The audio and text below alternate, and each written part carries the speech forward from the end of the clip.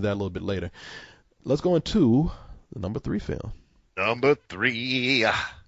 which is falling from number 1, Wall Street, Money Never Sleeps. Brought in just a little bit more than The Town. It brought in $10.1 million, bringing its total up to $36 million. The movie costs $70 million to make, so at least theatrically it's still up in the air how well this movie's going to do after such what can me to consider to be a strong debut. Now, did you see this? Yeah. Did you I like it? really like this movie. Yeah, I thought it was well done. I thought there was half a dozen moments in the film where that really needed somebody to tell Oliver no and trim out these like 2-3 second moments that were just fucking goofy. But the Just rest of the crazy. film is really good. What? Yeah. You Yeah, talking like you about know which moment. Is it like the moment when the ghost appears over his shoulder that we all fucking cracked up over? Oh, those. Like just all of us lost it at once. The dominoes falling, the moment in which all of Wall Street is crumbling, during the collapse of 2008. Yeah. And it just cuts to Oliver Stone, who's already introduced himself as a stockbroker, just shaking his head at the news. And It was ridiculous. like that just needed to go away because the rest of the film was really good. Yeah, no, it's like we said, Oliver Stone, ever since Natural Born Killers, has just gone fucking nuts with his editing style, man. And he's just never turned back, even with something that's supposed to be a little bit more subtle as this film. But let's go to number 2. The number 2 film. Now, this is a movie. I don't know why. I really don't know why. I want to know what you think about this movie so much, but I do, and that is the Legend. Or there's no "the" there. It's just Legend of the Guardians, the Owls of Ga'Hoole. Ga'Hoole! This brought in $10.9 million, and I think last week it was number 2. It has held fast at number 2, and its gross so far is $30 million. Now that might sound pretty impressive, but the movie cost $80 million to make. Animated CG owls are not cheap, Carlisle. But what did you think? I really like this film. I think it's pretty badass. I think it's got one misstep in the whole movie, and aside from that, it's a really solid family film. It's really enjoyable, and easily Zack Snyder's the film of Zack Snyder's that I like the most since Dawn of the Dead. Yep. I think that would have been a hell of a night had you told me Ben Affleck is going to direct 2 amazing films and Zack Snyder is going to direct a movie about some talking owls. I never would have seen any of those things coming. And I was reading some reviews about this movie, and I don't know why it's getting such harsh criticism. I mean, there are some really bad things in it, and I guess, and I brought those up, and this is one of those rare movies that really just impressed me with the visuals, to where I was able to overlook a lot of things. Most of the time, I am not that shallow, but this movie, I don't know, man. Fucking fighting owls wearing armor and kicking the shit out of each other just really got to me. I really like this movie. Yeah, I really enjoyed this film. Fuck everybody else who said don't like it. The only 2 problems I had were I hate the music video that pops up, the Owl City. Owl City, boy, your favorite band. Yeah. And then of course I really one of the main problems, it's an antagonist issue in which we spend most of our time with one of 2 villains, and then the villain we end up fighting at the end is the villain we haven't spent much time with, while the other villain kind of slips away. I found none of these characters interesting. As much as I liked the movie, I did not like any of these characters. I thought they were dull as shit. Well, they're kids' movie characters. I mean, it's definitely family. They're all archetypes, and they're nothing beyond their archetypes. But that totally worked for what they were doing, because it was more a film about exposing us to this world than it was characters. Because we wanted to learn more about what Ga'Hoole was and who these guardians were than we really needed to know, how deep this Luke Skywalker, Harry Potter owl was. Yeah, and that's the thing. These are archetypes that fit typical fantasy, and I'm not a big fan of that kind of fantasy or those kind of characters when they're brought down to the most basic level, and that's what I thought that these characters were. But I mean, look, you know what? We still agree it's a badass movie to look at. I think I enjoyed it. I had a fun time when I was watching it, and I gave it full price. So it's a good what movie. would I you would give it a full price as well. Okay, cool. And that brings us to the number one film. Are we there already? And probably the second best film of the year. What was the first best film of the year for you? The Owls of Ga'Hoole? No. Actually, right now, my favorite film is the best film of the year is Never Let Me Go. Never Let Me Go. Oh, wait a minute. Which? Yeah, the new Mark Romanic film, starring Keira Knightley and Andrew Garfield, who's also in this film that we were about to talk about, yes. and Carey Mulligan, who is in Money Never Sleeps. Yep. Incredible film. Oh my God, am I in love with that film? That's the best film of the year, but we'll talk more about that later. Let's talk about the second best film of the year, which is The Social Network, which brought in, for its debut at number one, it brought in $23 million, and the movie cost $50 million to make. And a lot of times you probably won't even be able to tell where that $50 million went, but there are a lot of effects in this film that easily would bypass someone if they're not looking at it. If they're not looking for it. I saw another statistic that said it actually cost $38 million, not $50. Now that could be wrong. Yeah, I mean, I don't know. I'm looking at 50 right here. I'm not. Yeah. I mean, I don't know. It's a lot of stars in this movie. Some special effects. They're the Winklevoss twins in the film. Who one guy plays the actor and another guy plays the body for one of the brothers. I know it sounds weird, and when you watch the movie, it's seamless. You never notice. And not only is it impressive that you got one actor playing these two twins and he's playing these guys, and for them being twins, such distinct ways, but I never would have guessed that was somebody else's body that they put one of these guys' heads on. And what am I talking about? One of these guys, that actor's head on the movie. Yes, the movie's directed by David Fincher, and David Fincher has a knack for doing that at times, just bringing in special effects that either you noticed but you didn't know how it was done because it's so amazing, or you just never knew it was there. And that's a sign of somebody who knows how to weave a special effect into a storyline, realizing that the special effect should not take precedence over the actual narrative.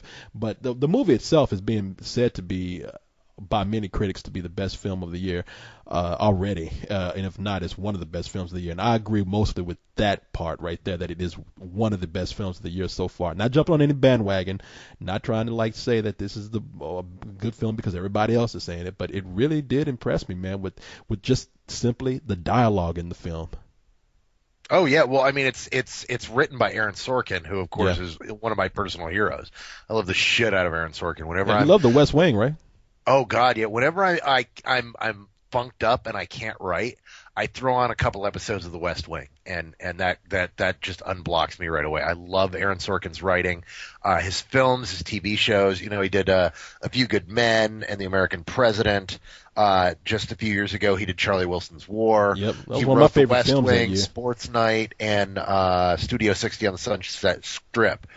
And of course, I own all of these. I adore his stuff. And this is another great film. In fact, it's probably one of his best scripts ever. It's an incredibly well written film. Yeah. It's a well acted film. Fincher directed the hell out of it. And for something, you would think something this simple wouldn't be this fascinating of a film, but it really is. I mean, the characters in the film, most of them are douchebags. And I mean real honest to God douchebags, and yet he makes them so relatable, and you identify with them even if you don't like them. And by the end of the film, you both have a dislike and an understanding for the main character, and it's so well done. Well, yeah, I mean the movie is about the creator, or that's arguable if you ask some of the people who were actually portrayed in this film, the quote unquote creator of Facebook, Mark Zuckerberg, who's played by Jesse Eisenberg. And you going in, you get the feeling that you want to be steered into hating Mark Zuckerberg because he is the guy who has the abrasive personality. It almost has a superiority complex, and just is socially inept. And you know, in the hands of a good director, great screenwriter, they're able to bring, again, as we were talking earlier about a certain film, they're able to bring the humanity here where by the end, regardless of what you go in with, even when you still dislike someone, you're still able to see this person as a human being, and you can't completely hate them. You might not like certain things about them, and that's the case with Mark Zuckerberg here. And again, this is the movie. We can't really say what happened in real life. We can only go by what we've seen in the film. But in this movie, yeah, you walk away not wanting to hate anybody, and the people that you want to even root for is still debatable. Like, well, did it? Who's right and who's wrong here? At least that's the way it was for me. So I thought it was a great film, man. Really, really happy to see that this movie delivered all the hype that it was promising. And David Fincher is one of my favorite directors, so I'm glad that he did well with this. We had two films debut this past weekend, very shittily, if that's an actual word, and those movies would be Case 39 with Renee Zellweger, who just ain't packing them in like she used to. And well, but everybody saw this one coming. This has been sitting on the shelf. It was made in 2006. Yeah. And it's been sitting on the shelf for 4 years. And they didn't know what to do with it. They had already released it like 2 years ago in foreign markets and made a little bit of money. And nobody gives a shit. And they just dumped it out there, just dropped it. Yeah, and Hollywood finally sat on the toilet and just shot this one out. So, and then we have what seemed to be at first kind of anticipated among at least and that's probably the problem, a small group of fans. Yeah. We had the remake of Let the Right One In. In this case, it was Let Me In, who, as we mentioned earlier, this is the director of Cloverfield, Matt Reeves, who directed this. And again, it's a very insulated group of people who are into this movie. I mean, it's a cult favorite here in America, of the Swedish film that is Let the Right One In. And so among those fans, it was anticipated when the remake would arrive, for reasons good and bad. Some people want to see if this movie would live up to the original, and some people are already hating it because it was a remake of the original. And it didn't really matter because, again, it's a small fan base of this film, and it just wasn't able to get beyond that when it hit the shores here. And the movie opened up at number 8, brought in $5.3 million. That movie cost $20 million to make. And then Case 39 opened up above that at 7th place with $5.4 million. And that cost $26 million to make. So those movies, not a very good weekend for them, and doubt that they will see any better return the following weekend. Yeah, Let Me In is going to have to find its life on DVD, but I love that remake. And I was going to ask you what you thought about it, because I know you love the original so much. Oh God, do I love the original! I mean, I was fortunate enough to be the guy who got who was one of the first people in town to get a screener of that, and I watched the shit out of that movie. I love it, absolutely love it. But I totally understand why they remade it. It's not a film that mainstream Americans saw, and I guess they just didn't push it enough or didn't get in front of the right people, but nobody went and saw it. And it's such a well-made remake. Matt Reeves did a great job with it, readapted the material, got rid of some of the stuff that people don't like about the original, and did some stuff that the original hadn't done. And so they both work separately. They both have very different aspects to them, different characters. And I really like this interpretation of the film. And that's not to say, I'm really torn on whether I like it better or not. I think it's a much more accessible story than the original is. But I absolutely love the original. Can I tell you why I don't like this better than the original? And I just think that, and I want to see how you feel about it. I'm not going to let you tell me. I'm going to tell you anyway. You might as well just uncover your ears. I'm going to come over there and tell you if I have to. No, I don't like this better than the original because of the bad, just really terrible CG in it. You know what? I really, really hate that argument. I love the CG in this movie. The CG is not terrible. The CG looks unnatural. And it's not bad CG. It's intentionally the movements that she makes when she's acting animalistic are unnatural, and everybody knows that they're CG, and so they call it bad CG, but it's not. It's intentional CG. Bad CG is when it's supposed to look real and it doesn't.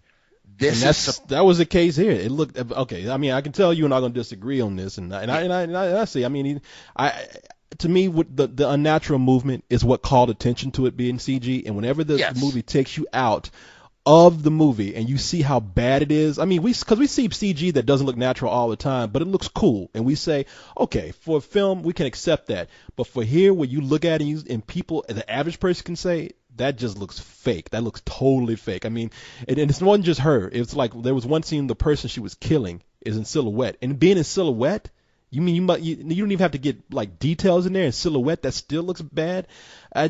See. I guess there's two different thoughts on this because not only did that CG look bad, but it was unnecessary. I mean, you did not have to have it there in order for her to be frightening. That the vampire girl Abby. Yeah, well, you don't need it, but I like what he was doing with it. I liked how because the thing is she is so pitiable. She's very different than Ellie was in the original. Ellie is more of an odd duck and has a weird, slightly seductive quality to her, whereas Abby just comes across as pitiable. You just feel bad for her, and that's how she wins over Owen. And she's so likable and so endearing that they had to show that dichotomy of just how vicious and evil and terrible she really is. Because when she attacks people, it's not I'm feeding and I'm going to bite out of your neck. It's I'm tearing you apart and I am crawling all over the place and you are not getting away from me. And I dug that, and I thought it was really well done. But I do get why people are taken out of the movie, and that is a valid point. I hate the fact that people are calling it bad CG. If you call it distracting CG, that hits more what we're talking about. I think people call it bad CG because it's bad CG. I mean, that's just how I feel about it. I think it's awful. But I hear you just saying, everybody has a different eye for things. One thing I do agree with you on is that I do think it's a good movie, and I really hate when people criticize it just based on one argument. It's an American remake, and I'm like, really? Uh-huh. That's it? I mean, so you don't think that it would probably, well, I guess they do have a point. Because I'm going to say you don't think it could pick up a wider audience if they try to make an American version of it, which, I mean, still, I think that's the case. I mean, it was just the kind of movie, for whatever reason, it just didn't pick up the audience that a lot of people thought it might. But that doesn't mean because it was a remake. Because listen, I'm a type of person where I don't like subtitles all the time, and it's not because I don't have a well enough attention span to watch, or I don't like to read and therefore I'm uncultured. It's none of that. Sometimes sometimes subtitles can be distracting. While you're up there reading, occasionally you might miss a certain emotion or a certain piece of action that's happening on the screen. And sometimes when they bring a movie over here, I think it's a necessary thing to remake that film if the intentions are there to make a good film and not just to cash in. And we know when movies are doing that, and we've had several remakes throughout the years, not just recent, but throughout the years where they've brought movies over and picked up a bigger audience because, well, they didn't require people to read those movies, and they changed some things up to make it more accessible for American audiences. I don't think that's a bad thing to do that. Not at all. And it's as I've talked with a number of people about, we are a linguistically isolated country. We're not like a lot of other countries. Our neighbor to the north, the majority of people in Canada speak English, and the ones that don't speak French and are considered, there's kind of a weird thing going on in Canada where they're considered kind of jerky for not knowing English, but they have two dual languages. And then, people speak Spanish to the south, and this country frankly doesn't give a shit about Mexico. So we are strange as a first world country for the vast majority of our inhabitants, of our countrymen don't speak a second language, which is completely different in Europe, where most people do know at least some semblance of a second language, whether it be English or something that more regional, something that applies to the countries bordering their own countries. And for them to watch films, they have to watch subtitled films to see a number of really great films. We don't. We've got such a vast amount of great English language content that we never have to. Unless you're film buffs like us, at which point, if you like genre films and you want to see a lot of really great genre films, you need to watch subtitled films. But we're in such a minority that the vast majority of people just aren't used to it. And so it's something that they don't like and something they won't do. And as every video store clerk will tell you, people will tell you, you'll hand them one of the best movies ever made, and they'll look at you and go, I don't want to read my movies. If I want to read, I'll get a book. Give me a Yeah, movie. well, when it's that kind of attitude of, when you could tell when somebody's just dumb, all right, because they don't and they don't want to read just because they're just kind of stupid. You can tell those kind of people, and you can tell that those people who say, you know what, I thank you, but I would really like to watch something and pay attention to the film instead of reading, and I understand that argument completely. Well, and then there's things like the fact that one of my favorite films ever is The Seventh Samurai. Another one of my favorite films is The Dirty Dozen. Yeah. Why do I watch The Dirty Dozen more than Seven Samurai? Because the thing is because I want to be able to throw a movie on and do something else while I'm watching a movie. You're exactly right. Like yes, you draw a lot. You throw on The Dark Knight and District 9 over and over again while you draw. And you can't throw on Let the Right One In, but you can throw Let Me In. Oh yeah, no, and you're right about that. And I mean, there's so many amazing movies that I would just like to put on. There are movies that I'm watching right now that I have to watch in installments because I'm really busy, and I can't. When I sit down, I have to pay attention to them, and that's fine. But I have to dedicate myself to that film because they have subtitles, and I'm okay with that. I just have to plan around those films. Where some other films, I can stop and pay attention for a little bit, and I can kind of instinctively know when there's not a whole lot happening and put my head down, especially if I've seen the movie before. But man, you know what? For people who just say, well, Hollywood is just doing what it typically does, and they're just taking up good films and just Americanizing them and making them dumber. Well, I really argue the case with a lot of films on that, and that would be the case with this particular film here. So I'm glad you liked it, though, man. I didn't know, because I really did enjoy it myself. I dug it. You got a question? So, all right. Tweet? And I tell you what, you can just take us out with a tweet and a question, because I got nothing. Yeah, well, let's do one. A number of people asked this week, but former Dr. Larson asked it the most succinctly. Star Wars in 3D. How bad, good could this be? Go ahead, man. Have you heard about this yet? Yes, I have. Have you talked at length about this already? No, I have not. Oh, okay. Well, excellent. You know what? I think it's a terrible fucking idea. I am so not happy about it. And what makes it worse is what I'm not really happy about is I'm not happy about the way they're doing it. Like, I'm not against the original trilogy in 3D. That's not the worst idea ever. I think it's kind of doing a disservice to it because it wasn't shot that way, it wasn't designed this way, and as we've seen a number of times, 3D for films that weren't shot that way doesn't always translate properly. Granted, they want to take a year on each film to do it, but I don't need to see Star Wars in 3D, especially since they're probably going to be the special editions anyway. But the worst part is that what they're going to do is they're going to put the new trilogy in theaters first. So the first thing they're going to do is they're going to drop out Phantom Menace, and then Attack of the Clones, and then why am I blanking on the title of the third one? Oh, the Revenge of the Sith. Revenge of the Sith, and those films are fucking awful. And I know we have a few fans out there that are like, "Fuck you, I love them." Yeah, they're fucking garbage, and I hate them, and I'm not going to see them again. So essentially, this has been announced, but it's going to be 2014 before I end up in a theater that's showing one, because I'm not going to end up seeing the new ones. There's going to be no reason for me to sit through those movies. I do not need to see Jar Jar Binks in 3 fucking days. Yeah, it just doesn't need to happen. Nothing could make me sit through those fucking prequels again. I don't want to. I mean, I've seen them, and some things about them I even like. I hate them, but I admit that there's some cool things in every one of them in just in little parts. But I don't want to sit through that shit again. And let me tell you something. I am tired. I'm just sick and tired of George Lucas fucking with Star Wars. And that's and that's it. I mean, make another movie. Yeah, that sums it up for me.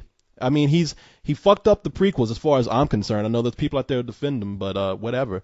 And as far as the Star Wars that I know and love, episodes 4 through 6, I thought that the last time he tinkered with them was a mistake. And so why do I want to see him mess with it again? Work on something new. Just leave it alone. Move on. Learn. Be like that director that you were talking about earlier, Carlisle. Listen to the people and what they criticize you on with the prequels. Don't sit up there and be so full of pride and look at yourself as, I got all this money, I don't have to listen to people because there's still diehard fans who support me. No, people, the majority of Star Wars fans, whether they realize it or not, are fucking tired of this. They're tired of the TV series that you got on TV. They're tired of you fucking with the original Star Wars, and we just want to move on, man, and do something new. I know you're going to get a lot of money for doing this. That's one of the benefits of having fanatics who would support anything you do, especially with a property like Star Wars. But you know what? I take myself out of it. I'm done with Star Wars. I don't need it anymore. And putting them in 3D is not going to make them any better. Especially, Carla, if you say there's a special edition. I'm tired of it. I'm done. Yeah. No, me too. And there's our answer, folks. There you go. And that was, well, I would say that was sort of longer than usual. A couple of cold ones, but we've been averaging about an hour and 20 minutes. Yeah. Yeah. So this was a very good show, I thought, man. Thank you for the good conversation. Well, welcome back to the Land of the Living. Thank you. I'm glad to be back. As much as I will miss my wonderful, fantastic Fest adventures. It is nice to sleep in a bed without having to set my alarm for an early movie, and then the worst part about Fantastic Fest is the fifth film when your eyes start itching. They've been open and staring at a screen all day, and you've been in movie theaters for 16 hours of your day, and you're just like, "Fuck! I just want to get my eyes off of a screen right now." And get some rest, man. I already have. No, like today was my review day, and I wrote 9 reviews in a row, and then did this this podcast, and I'll go and I'll finish up with a few more, and then the rest of this week is all about finishing up that secret project I've been working on. So nice. Well, good luck on that, my man. Thank you, and I think that's time for me to say good night, everybody. Good night, everybody.